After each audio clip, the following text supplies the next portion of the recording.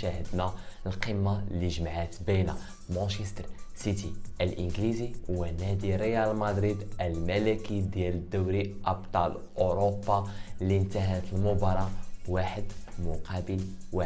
ونجم المباراه واللي خد الجائزه ديال المباراه هو دي برون نجم مانشستر سيتي. وايضا كما شاهدنا تالق حتى فينيسيوس في هذه المباراه، سجل الهدف العالمي والخرافي على السيتي. وايضا دي برون رد عليه في الشوط الثاني هدف عالمي لدي برون.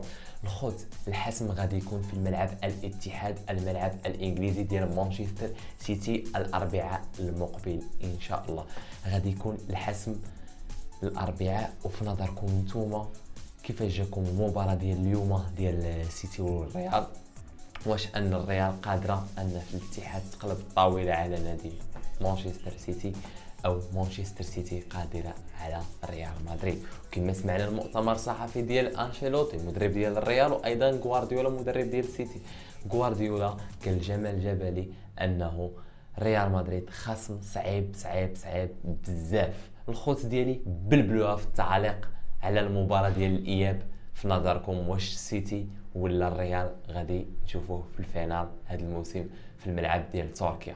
الخوت ديالي خليوا لي رايكم. كان معكم الاخ رضا من قناه عالم رياضه. السلام عليكم ورحمه الله تعالى وبركاته.